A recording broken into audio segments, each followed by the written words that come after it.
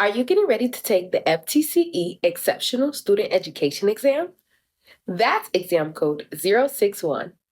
I'm Terriana, an ESE specialist and test prep expert with Study.com, and today I'll be reviewing the subtopic of knowledge of assessments and evaluations. Let's begin. Problem number 1.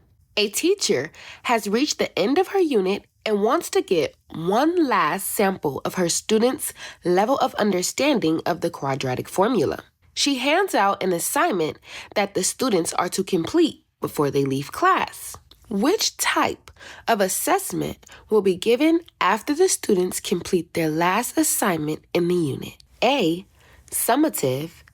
B. Campus-based. C. Formative. Or D. Unit. The major type of assessments include summative and formative. Therefore, I will eliminate the answer choices B and D. Remember, formative assessments occurs during the learning process and identify areas for improvement. However, summative assessments occurs at the end of the learning process and provides a final evaluation of knowledge and skills. Based on these definitions, we can conclude that the type of assignment that will be given after the students complete their last assignment in the unit is a summative assessment. Problem number 2. To properly assess the test score of a student who took a standardized test, a z-score is calculated to determine the number of standard deviations the student's score is below or above the mean. How can a raw score be converted into a z-score? A. Subtract the standard deviation from the test score, then divide the difference by the mean. B. Subtract the test score from the standard deviation, then divide the difference by the mean. C. Subtract the mean from the test score, then divide the difference by the standard deviation. Or D. Subtract the test score from the mean, then divide the difference by the standard deviation. Remember, the corresponding z-score of a raw score describes how high or how low the test score is in comparison to the entire population. And the number of standard deviation, the score lies above or below the mean. Therefore, the first step in our conversion is to compare the entire population with the test score. This is possible by subtracting the mean from the test score. The z-score is calculated by subtracting the mean from the test score and then dividing the difference by the standard deviation. Problem number 3. Using an activity like fingers up helps teachers do which of the following? A. Determine student motivation. B. Formally assesses students on specific concepts. C. Gauge student learning. Or D. Reiterate key concepts for daily lessons. To answer this question, we have to know what the fingers up activity looks like. In a fingers up activity, students can raise their fingers based on how much they do or don't know about a concept.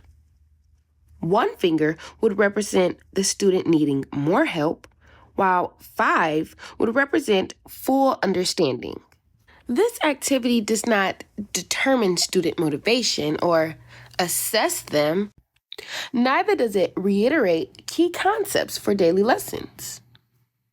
Using a fingers up activity, a teacher is gauging or measuring the student learning. Problem number 4. Assuming the test scores in an assessment are distributed normally, which of the following is an appropriate description of a test score that is 3 standard deviations higher than the mean?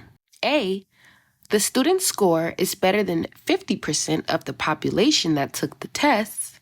B, the student's score is better than 84% of the population that took the test. Or C, the student's score is better than 99% of the population that took the test. Or D, the student's score is better than 95% of the population that took the test.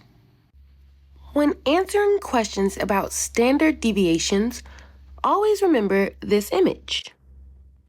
Here is the mean, right down the middle.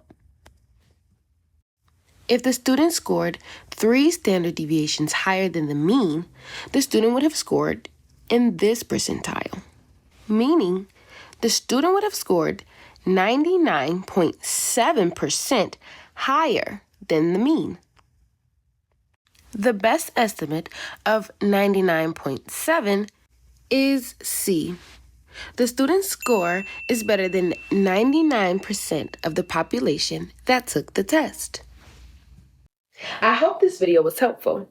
If you're looking for more ways to study, check out our other videos and make your way over to study.com to check out our test prep courses. As a study.com member, you'll receive full access to problems like the ones I walked through today, plus targeted instruction for any areas you're still struggling with and strategies to help you maximize your score on test day. Finally, we want to hear from you. Please like and subscribe if today's video was helpful, and let us know down below in the comments if there are any specific topics that you would like for us to cover next. Good luck and happy testing!